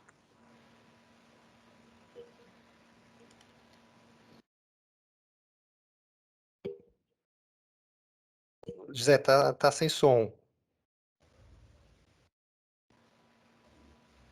Ok, Já e está. agora já está. Obrigado, eu bem carreguei, mas parece que desativei. Portanto, Fábio, obrigado pela resposta. E Manuela Peixoto, espero que tenha sido esclarecedor ou que tenha ajudado este contributo do Fábio. E, Ok, entretanto, obrigada. passaria a palavra à Virgínia. Virgínia. Boa tarde a todos. Só vou dizer uma Olá. coisa, doutor Fábio, eu já sou sua fã, já. Já sou sua fã, porque o senhor falou tudo que eu acreditei a vida toda, que eu achei que eu era maluca. Sério. Então, bem-vindo ao mundo dos malucos, não é? Eu, como aluna da professora Manuela, aqui, no curso de On the Job, aqui da Escola de Turismo do Porto, sempre trabalhei com a área de hotelaria, na parte da cozinha, e, assim, uma das coisas que eu mais sempre quis fazer no meu ambiente de trabalho foi a humanização, que era uma coisa que era pouco vista na cozinha, que é essa questão da humanização e de dar realmente ao profissional, aquela pessoa profissional ou não da área que está ali fazendo aquele trabalho, uma certa notoriedade no seu trabalho. E isso, para mim, era muito estranho, porque eu sempre fui a pessoa que humaniza. E percebi que por onde eu passei, eu tentei sempre melhorar um pouco aquele lugar, aquele ambiente de trabalho. Em muitos não fiquei, porque via que era uma luta que não chegava em canto nenhum, porque, como o senhor disse, a mentalidade das pessoas é uma coisa muito difícil de se lidar, né? E uma coisa que eu acredito que mais me chamou a atenção no discurso do senhor foi a questão da multitarefas. Eu não sou multitarefas, eu prefiro fazer uma coisa de cada vez. Eu acredito nisso, que quanto mais a gente se dedica a algo, a gente consegue fazer bem feito. E eu não gosto dessa apologia da questão de multitarefas. E isso eu já estava aqui vibrando aqui, porque eu achei que é muito legal isso. E a gente saber que a gente pode ser melhor em cada função que a gente traz para a nossa vida porque eu não nasci cozinheira, eu sou da área de história, e fui para a cozinha por paixão, por gostar, e cada vez mais. E hoje sou cozinheira, sou mesmo. Quem quiser dizer que não, é porque não comeu minha comida ainda. Muito E, bem, assim, muito bem. muito obrigada. Eu acho que a professora Manuela abriu esse espaço da nossa aula para estar aqui nessa sessão e está sendo enriquecedor de uma forma geral. Muito obrigado mesmo. Eu só queria deixar Obrigado. essa consideração e vou procurar seu nome aqui, viu? Porque eu vou fazer alguma coisa aí da sua.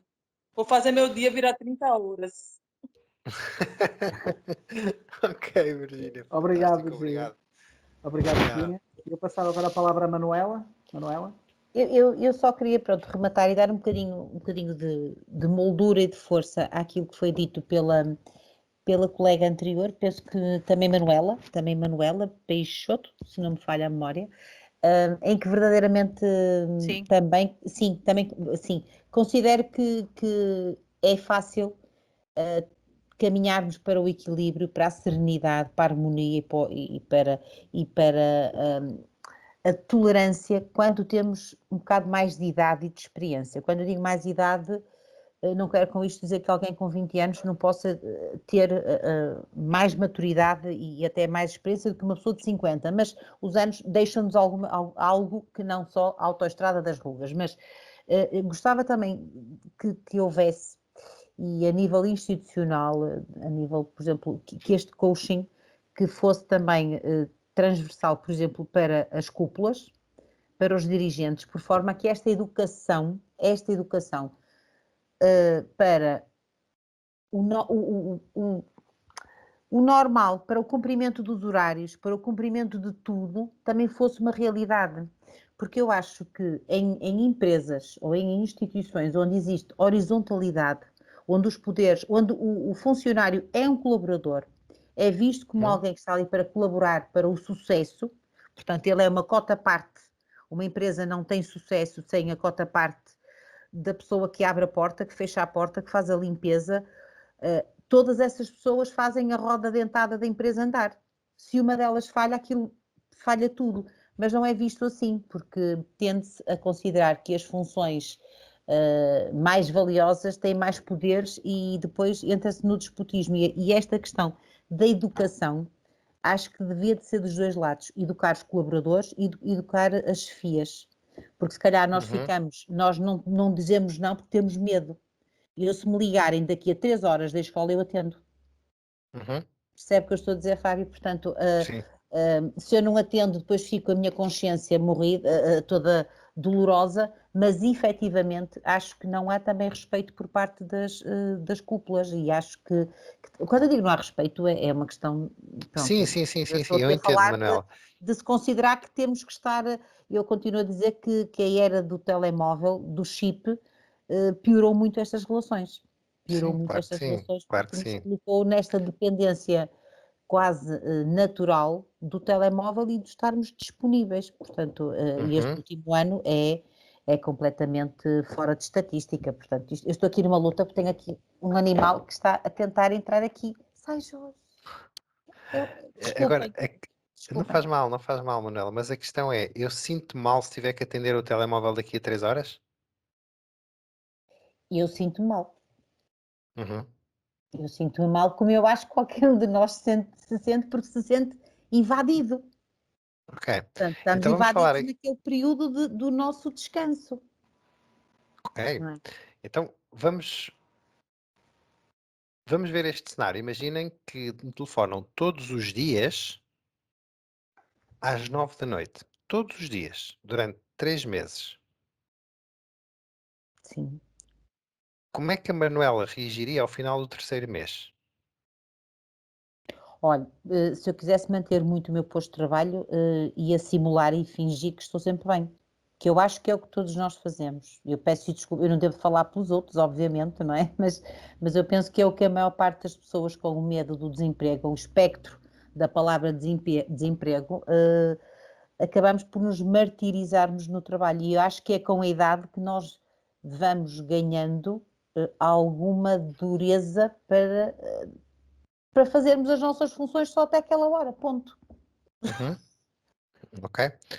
Só que quando eu começo a perceber que isso me está a fazer mesmo muito mal, quando eu começo a dormir mal, quando eu começo a irritar-me mais, eu começo a ver uma grande desvantagem nisso. E é nessa desvantagem que eu muitas vezes altero a minha postura. Agora, o que eu entendo desse lado é que não devíamos ter de chegar a este ponto, Pois. não é? Agora, que ferramentas é que eu posso usar? Ok, eu posso usar ferramentas de gestão emocional, por exemplo, de inteligência emocional, que é a emoção é um estímulo de adaptação, ponto. A uma determinada realidade exterior, a um estímulo exterior a um estímulo interior. E quando eu começo a perceber que aquilo que eu sinto normalmente como emoção mais desagradável é raiva, a raiva tem um significado, que é a raiva acontece quando uma regra ou um padrão importante para mim foi quebrado por alguém ou alguma situação. Há uma norma para mim que é importante e alguém quebrou essa norma. Alguém foi desonesto, alguém faltou à verdade comigo, ou alguém me ligou depois da hora, vamos supor. Se isso é um padrão importante, eu começo a sentir raiva, porque eu tenho uma emoção que me vai dar energia para repor uma determinada situação. Só que é uma emoção com muita energia, que é a raiva. O problema é que quando nós começamos a reprimir a raiva, começamos a metê-la cá para dentro. Isso depois vai-me dar problemas, começa logo por problemas ao nível digestivo, normalmente. Desde refluxos, desde problemas intestinais, depois úlceras. Podem ser dores psicossomáticas de alguma situação. Quando eu começo a perceber que a minha saúde está em causa, eu aí vou agir. Mas eu só tenho de perceber qual é a regra ou o padrão que para mim foi importante. Se houve um padrão ou uma regra que foi importante, eu posso questionar essa regra. Será que esta regra é assim tão inflexível? Ok, o problema foi acerca de quê? Será que era uma coisa que podia esperar ou era mesmo algo muito urgente? Normalmente são coisas que até podem esperar, que não são assim tão urgentes.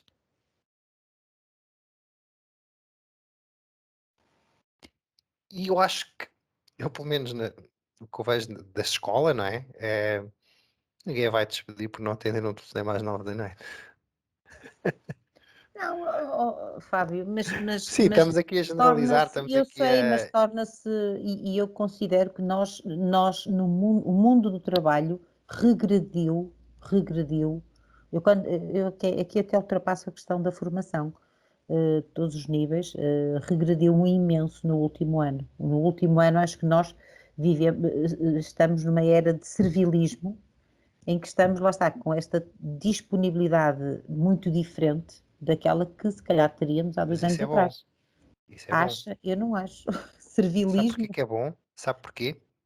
Porque as pessoas vão chegar a um ponto de saturação muito mais cedo e alguma mais coisa vai stress. ter de mudar Isso aqui. também acredito, isso também acredito, Porque visto assim. nós normalmente mudamos através da dor, através do Exato. desconforto. Sim, E este nível de dor, de desconforto, que é o facto de estarmos sempre ligados, estarmos sempre em casa, vai levar a muitas mudanças. Eu acredito que sim. Podem não ser rápidas e imediatas, mas acredito que vai. Porque sim, é a saúde mental das pessoas que vai estar em causa. E quando claro. as pessoas não têm saúde mental, não estão aptas para trabalhar.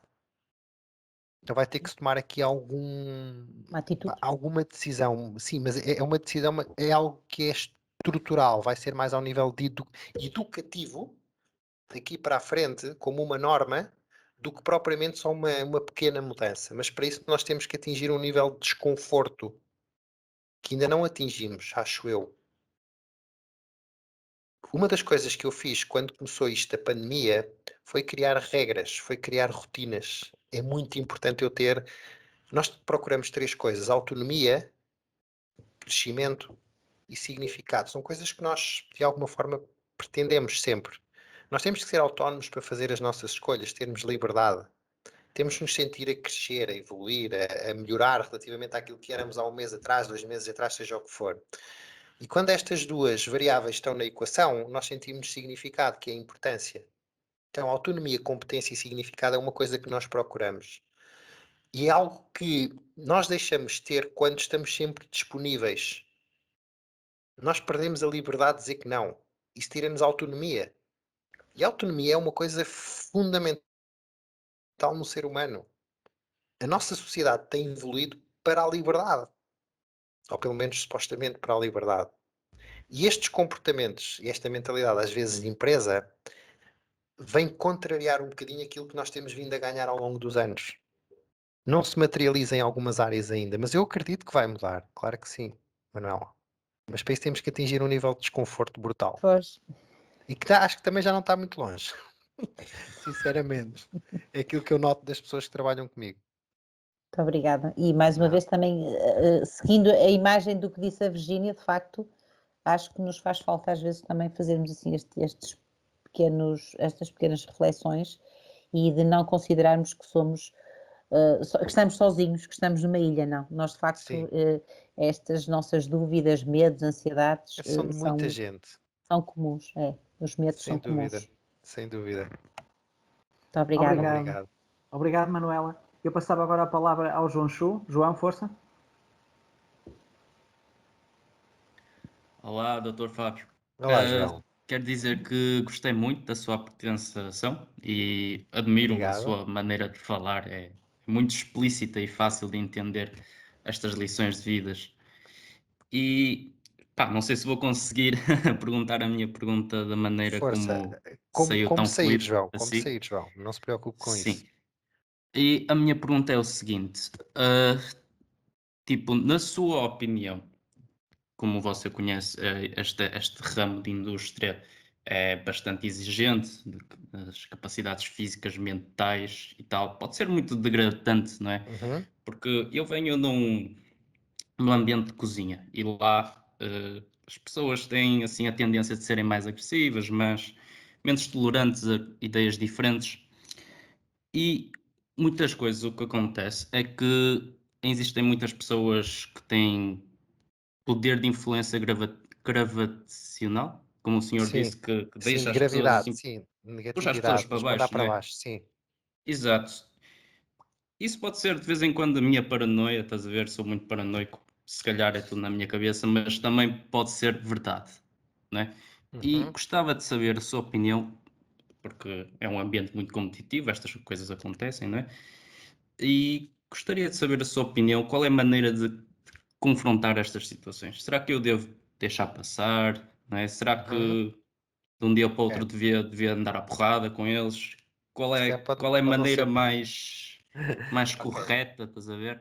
Então vamos ver aqui a situação primeiro de outro prisma, que é qual é a minha intenção? O que é que eu pretendia resolver nesta situação em específico? O que é que eu queria?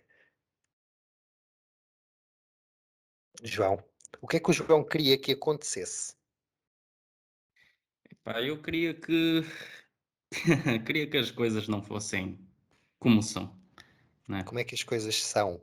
Olha que eu começo a fazer perguntas, eu sou bastante chato. Um coach é bastante chato. Tranquilo. Ah, não sei, talvez um ambiente menos tóxico, assim mais, Ok, não é? muito bem. O ambiente, primeiro o João tem que perceber o que é um ambiente tóxico. É um ambiente onde as pessoas falam mal umas das outras, é um ambiente onde as pessoas tentam prejudicar umas às outras, não olhando para o serviço, onde se criticam. Agora, se isso é um ambiente tóxico para si, e se isso é verdade, há uma boa maneira, que é sair desse ambiente tóxico. Porque há duas coisas aqui muito importantes que nós temos de ter em mente, João, que é, há coisas que eu controlo e há coisas que eu só consigo influenciar. O que eu controlo depende só de mim. E o que é que depende de mim? As minhas ações, o que eu faço, a forma como eu me sinto e aquilo que eu penso. Isso depende de mim. Está na minha esfera de controle. O comportamento do outro eu não controlo, mas posso influenciar. A influência diz-me que há 50% de hipóteses de eu conseguir e outras 50% de eu não conseguir. Se eu não conseguir influenciar o comportamento do outro, então eu vou para a única coisa que eu consigo controlar, que é a minha ação. E a minha ação diz-me, já que eu não consigo estar bem aqui, eu vou procurar estar bem no outro lado. Agora você pode dizer, mas como é que eu posso influenciar a outra pessoa? Há várias estratégias de influência que nós podemos usar. Desde perceber qual é o sistema de representação da pessoa, porque há pessoas que representam a realidade de uma forma visual, então nós temos que falar mais por imagens, apelar mais à parte visual da pessoa, ou eu estou a ver isto muito negro, ou eu não vejo a luz ao fundo do túnel. Há pessoas que representam a realidade mais através da audição, a parte auditiva, e há pessoas que representam a realidade ou captam a experiência mais através da sinestesia, que é a sensação. Toca, textura ou calor, sensação em si. Esse pode ser uma maneira que é eu perceber qual é o quadro de representação da pessoa, porque para sempre que falar, eu adotar um discurso que ele consiga captar. Porque não é por os dois falarmos português que nós nos entendemos. São coisas diferentes. Eu conseguir perceber isto é importante. Outra coisa é perceber qual é o perfil da personalidade das pessoas. E o Enneagrama ajuda muito nisto. Se a pessoa é mental, se a pessoa é emocional ou se a pessoa é instintiva. Se é instintiva, é uma pessoa de ação. É uma pessoa que explode com mais facilidade. É uma pessoa que critica e que julga muito. Se é uma pessoa mental, é uma pessoa que necessita de muita análise, é uma pessoa que necessita de prever tudo aquilo que pode acontecer, então tem medo. Se é uma pessoa emocional, fica mais no domínio da aprovação das outras pessoas. Então, João, há aqui várias formas de eu influenciar as pessoas. Eu tenho que perceber eu para ser entendido, eu primeiro tenho de entender. Essa é uma máxima da comunicação. Porque só assim é que eu posso comunicar no mesmo código da pessoa. É como você agora começar a falar chinês, para mim eu não entendo. E você estar a ser bastante claro, mas está a ser na sua língua, não no meu código. E mesmo dentro do mesmo código português, existem outros subcódigos mais específicos que ajudam a pessoa a entender melhor a minha mensagem, mas por isso eu tenho que entender a pessoa que está do outro lado. E a maneira de lidar com o ambiente tóxico, João, é eu não levar as coisas tão a peito e perceber se eu posso continuar a caminhar e evoluir neste ambiente. Se eu conseguir continuar a caminhar e evoluir, não me deixando afetar emocionalmente, ok. A toxicidade não é o que as pessoas dizem, mas a forma como eu recebo isso. Isso é que é tóxico. O veneno não mata a cobra, mata-nos a nós. Porque é no nosso corpo. Então é a comunicação do outro que entra aqui e que ressoa. Então essas são estratégias que eu posso usar para perceber qual é a emoção que eu sinto quando estas pessoas comunicam desta forma comigo, João. E se eu não conseguir alterar isso, ok, então se calhar eu vou procurar outra oportunidade. Porque a vida é feita disto, tentativa e erro constante. Eu não vou acertar à primeira. E este é o melhor conselho que eu lhe posso dar, João. Controle aquilo que depende de si. Sim, obrigado, Dr. José, porque o que tenho reparado nestes últimos anos é que nestes ambientes É Fábio, como Não faz mal, não faz mal. é Não faz Fábio, mal. sim senhor. É como aquela metáfora que o senhor disse, em que o copo vai cheio, né? Copo cheio dentro do novo sítio, copo não enche mais, né? Mas o que tenho reparado no meu caso é que, pá, não sei, acho que tenho ficado cada vez mais, não sei, tóxico Mas, também. Acho que o não, ambiente em si mudou-me um bocado, não sei, tenho perdido a sim, paciência. fica mais reativo. Sim, fico mais reativo. Uhum, E é de vez em normal. quando penso nestas coisas e não sei se é tipo uma pessoa que eu me quero tornar, estás a ver? Uhum. Não A sei. reatividade é uma resposta emocional, não é uma resposta lógica. E a resposta emocional significa basicamente isto, João. Há uma necessidade que é importante para mim que não está a ser satisfeita neste momento. Quando uma necessidade não está satisfeita, eu reajo emocionalmente. E as necessidades podem ser segurança, previsibilidade ou conforto, pode ser desafio, pode ser desordem, pode ser aventura, pode ser novidade, pode ser significado, importância, não é? Eu ser visto, ser digno, ser respeitado. Pode ser amor ou conexão, poderá não ser por aí, mas conexão talvez. porque eu posso me conectar com uma atividade e vamos supor que eu gosto muito de cozinha e quando pratico a minha atividade eu sinto-me conectado, eu estou em fluxo, as horas nem parece que passam e eu não dou por elas. Eu estou constantemente num processo criativo. Quando eu entro num ambiente em que eu não me permito entrar nesse processo, eu começo a ter um discurso emocional. Também pode ser conexão. E depois temos outras duas que são mais importantes, que é crescimento pessoal e contribuição, que é contribuirmos para além de nós próprios, darmos para além de nós próprios. Então estas são as necessidades que normalmente estão mais presentes na nossa vida, João. E quando há uma delas que é importante para nós, que não está preenchida, de uma forma sistemática, constante, nós começamos a ficar menos pacientes. Começamos a reagir mais. A questão é, que oportunidades é que eu, João, tenho para crescer, para evoluir como pessoa nesta organização? Tenho ou não tenho? Esta é a questão que você se deve fazer, João, porque você é novo. Só você vê que não pode crescer, então não é um sítio para ficar.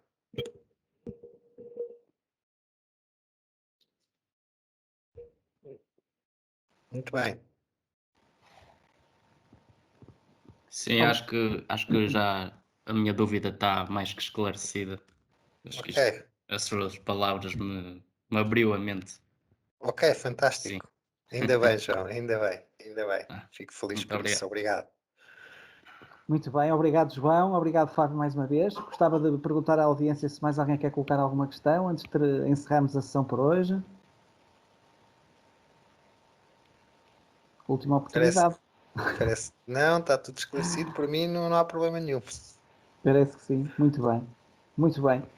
Portanto, resta-me então agradecer a todos os presentes, principalmente então ao Fábio por ter disponibilizado o seu tempo para falar um bocadinho connosco sobre esta temática tão urgente. Esperemos que em breve lance um curso para as FIAs então, como a Manuela Nogueira sugeriu. Acho que é importante realmente haver esta capacitação da liderança para o trabalho em equipe, ou algo assim no género, que realmente vá de encontro, porque lá está, para criar equilíbrio é preciso que quem faz a gestão que também promova o equilíbrio. Portanto, acho que sim. E, portanto, Fábio, muito obrigado em nome de todos Obrigado, os presentes e esperamos certamente vê-lo e ouvi-lo em breve. Claro que sim, em junho estou aí presencialmente e Muito bem. encontramos-nos todos. Está bem?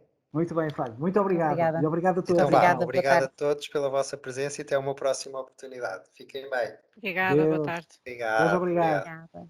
Obrigado, boa tarde. Tchau, Deus, obrigado. Boa tarde, obrigado. Tchau, tchau. Deus.